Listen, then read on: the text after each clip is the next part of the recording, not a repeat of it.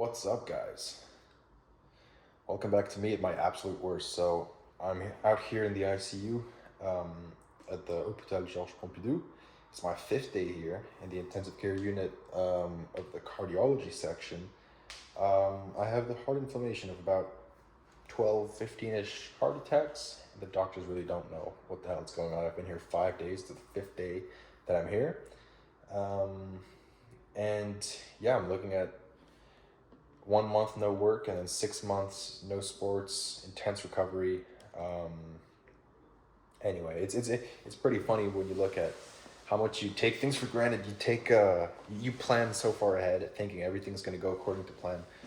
So if I back up all the way to Saturday, this is what the plan was. I go to the doctor's to burn a wart, then I get a haircut. I have lunch with my parents on the afternoon. I pack my entire life into my suitcase. You'll understand why. Then I have dinner with my parents. Then I have a drink with a friend of mine.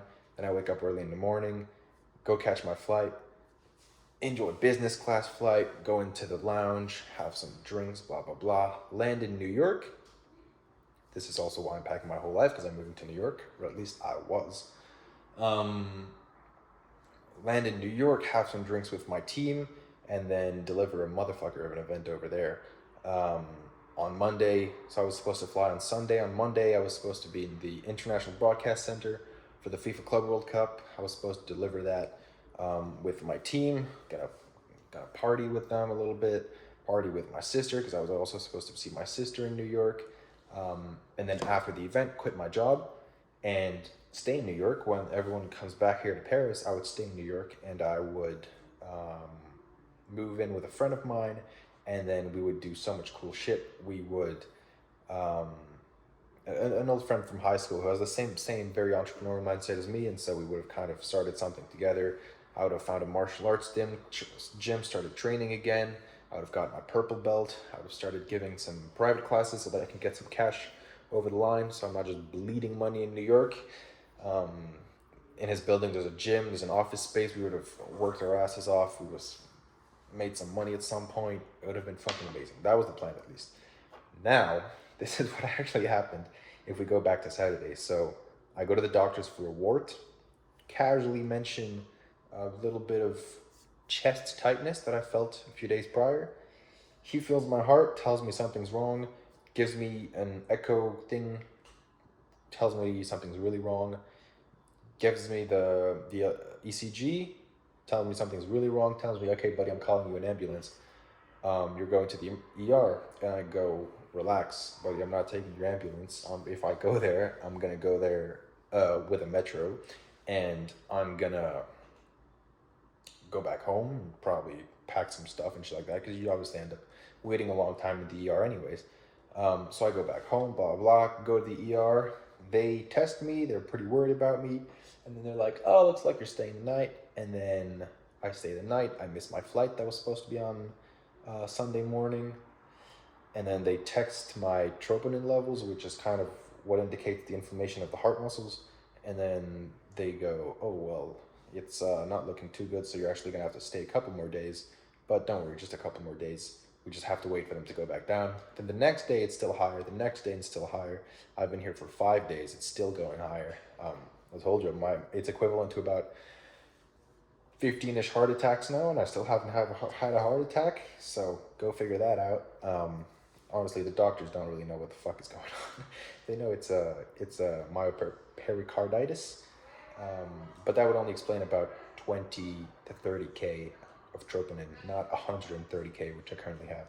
But anyway, so I am prescribed an insane amount of bed rest, which is going to be pretty depressing. I have to skip the event altogether, which is awesome, and then I'm gonna have to have such an intense recovery after that, that I'm gonna pretty much do it in France, because the medical system here in France is quite a bit different in terms of prices to that of the US. So it kind of would just be dumb to move to New York, especially if I'm not allowed to like walk fast and shit. And so if I don't walk fast in New York, I'm gonna literally get eaten alive. So I'm moving back.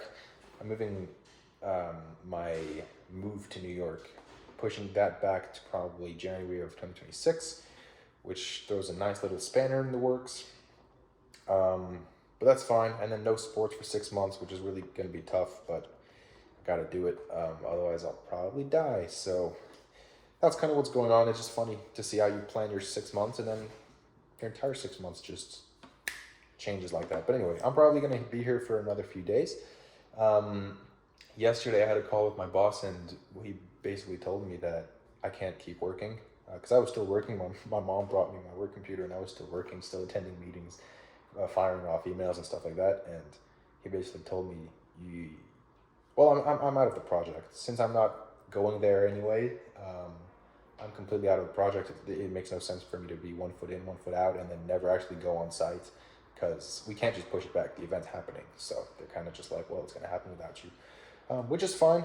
There's some things completely out of my control. It's just that I have to adapt, and in this case, adapting means figuring out what I'm going to do. Because the second they tell me I can't work, I'm not just going to chill out here. I'm not just going to, play video games and watch movies in my hospital bed. So what I'm thinking about is I'm probably going to start a business, and so I kind of set myself the challenge. I'm going to try to start a business. Obviously, it has to be an online business from a hospital bed. And I want to get the first dollar across before I move out of the hospital. Now, the funny thing is, I don't know when I'm moving out. They don't know, but my troponin levels have to go way back down for me to move out, and they're not even going down at all. They're still increasing day on day. So I don't know if I have a couple more days or a couple more weeks, but anyway, I want to get the first dollar across the line, start an online business now, just because I'm not going to waste my time here. You throw something at me that I have no control over, okay, I'll just pivot around it. So that's kind of what's going on. Obviously, it has to be something where the delivery is either very easy to outsource or easy to deliver online. I'm not trying to do something that's just a leveraged job. Like, I'm not trying to, do some video editing for someone or something like that. That's just an online job. I want to start something that's actually a proper business. Obviously, I have a lot of constraints of what I can actually do and what kind of value I can deliver. But that's also kind of the beauty of it, which is what makes it pretty exciting. So I'm somewhat lonely in here. Not really at all. Actually, I'm pretty happy being alone. Just, it sounded like a good excuse for me asking for some interactivity. So if you have ideas, throw them at me. And I'll be wasting no time in starting something since I am on quite a time crunch. And there you go. I'm going to try to, if I can be profitable, obviously this isn't me trying to build a big business or anything that's actually going to make real money. And this isn't me trying to tell you how to get rich through crypto. It's just going to be me trying to have fun with this and stay busy with it. So if I can be profitable before I leave, that can be a pretty big achievement. But even just getting a dollar across would be pretty cool. So that's kind of the job. It's kind of the immediately where my mind went when they told me that I can't work anymore. I'm not just going to waste my time here. Just because I'm in a hospital doesn't mean that I suddenly have to feel sorry for myself and stuff.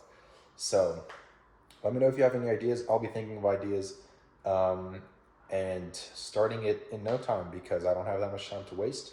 And I'll be documenting the process throughout. Take care.